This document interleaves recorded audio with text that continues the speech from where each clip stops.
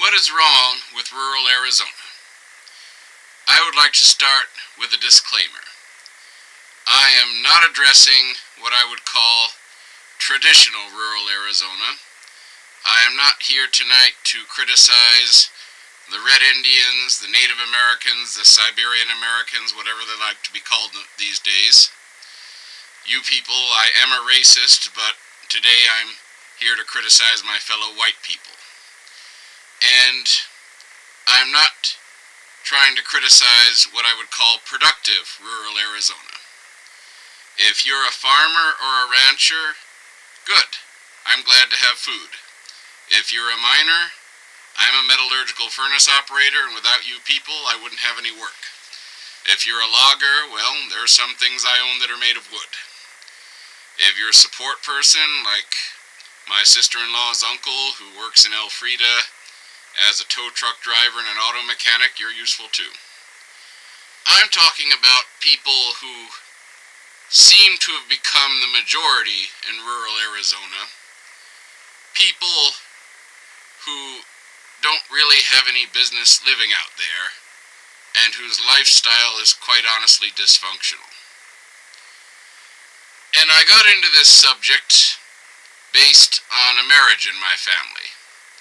My mother and the man who's now my stepfather got married last July in Mayer, Arizona, and I had to go to Mayer for the wedding, and since then I've been to the town of New River, where one of my new stepbrothers lives, for Thanksgiving.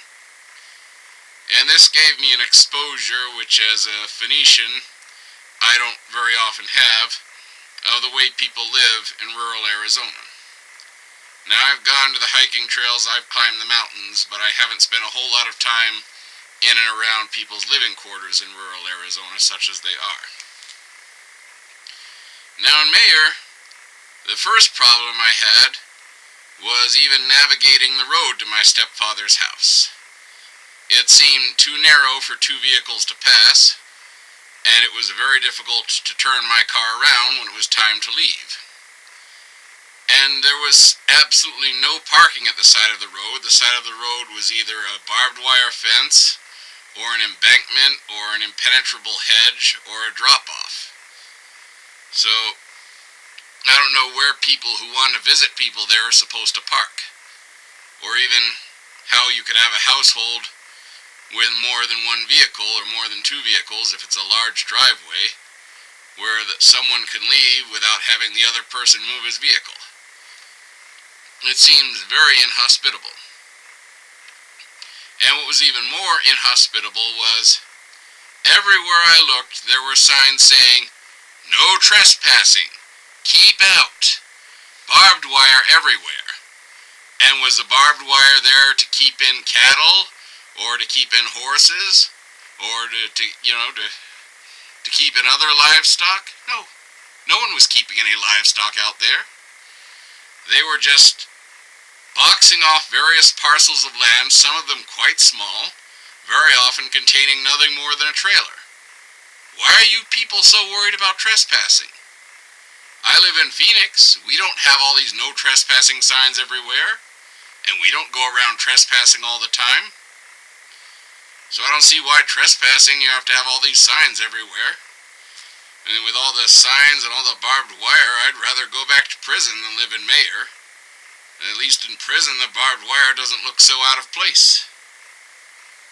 And then when I went to New River, the problem with the roads was almost as bad. The road where I went was a neighborhood street, basically, called Blue Wash Road. And technically it wasn't in New River itself, it was in county land with a New River post office box, or post office address. And it was only a little wider than the road to my stepfather's house. It was very difficult to park there or to turn around. But what was really shocking was that unlike in Mayer, at least there, the homes looked elegant. The homes were very large, very luxurious. And when I went into the house and around the house, it had every modern luxury, downright downright extravagant at times. In the house where I was at the party, there were two large flat-screen televisions, one in the living room and one on the patio.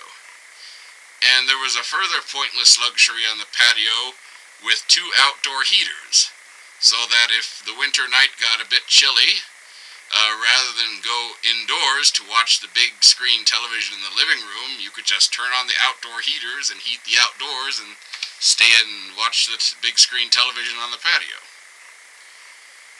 And another thing that occurred to me after dark was there were no street lights. The only way I was able to find my car was with the aid of my stepbrother's premature Christmas lights. It's the first time in my life I've actually found Christmas lights to be useful. They illuminated the street enough for me to find my car. Why are these people so extravagant with their houses and with their individual luxuries, but so niggardly with their road system and their street lights? I'll tell you one thing, if my stepbrother's listening, you people seem like good people when I met you. You certainly were hospitable to me. But if I ever come back there again, I'm going to be parking on Honda Bow Road, about half a mile away, because it has a shoulder where I can actually park. And if I'm going to be there after dark, I'm going to take a flashlight with me, because I can't rely on your Christmas lights being up all the time. I know they're not. And I'll be too far away for them to be shining on me anyway on Honda Bow Road. And I'll be wearing my bandana and my hiking boots and taking a canteen and a knapsack as well, because it's a fair stretch. And don't make it seem like I will be insulting your hospitality. I'm not insulting you personally, I'm insulting the whole area in general. It is idiotic and very inhospitable to have all these amenities and not have a decent street where your guests can park. I'd also feel sorry for your delivery people. How are the delivery people supposed to negotiate the area? At least on Honda Bow Road, about half a mile from you, I saw a whole bunch of key-operated postal boxes, so at least your postman doesn't have to negotiate that stupid excuse for a street you have. If you were a bunch of redneck subsistence farmers living in tar paper shacks, I could understand you're having a road that bad. But having a road that bad when you have those very expensive houses, that doesn't make any sense at all to me. And, you know, Mayer, Arizona, is not so big a problem with New River, but Mayer is about 80 miles from Phoenix. And again, these people who live there, they don't do anything useful out in Mayer itself, with very few exceptions. Very many of them will be commuting 25 miles each way to Prescott, and some of them will be commuting 75 miles each way to Phoenix 5 days a week.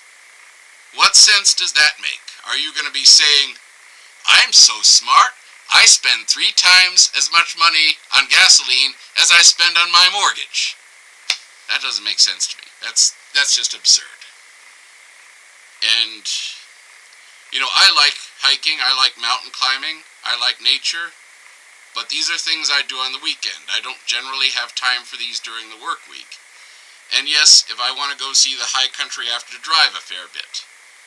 But isn't it more sensible that I should drive to the high country on the occasional weekend, not every weekend when I want to do this, rather than drive the same distance 5 times a week to get to work? And you can enjoy nature and still live in a city and still have the convenience of having a relatively short commute to work. So, I don't see why you people are living out there. New River isn't quite as bad as that as far as the distance. It only took me an hour to drive there, and it's about 30 miles from me as the crow flies. But it's still longer than you need to be commuting when you have a city job. My stepbrother's an engineer. He doesn't work out in the country, and the other stepbrothers are engineers and computer systems managers, so I don't see why you have to live out there.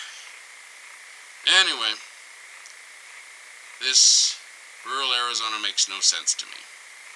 That's what I gotta say about it.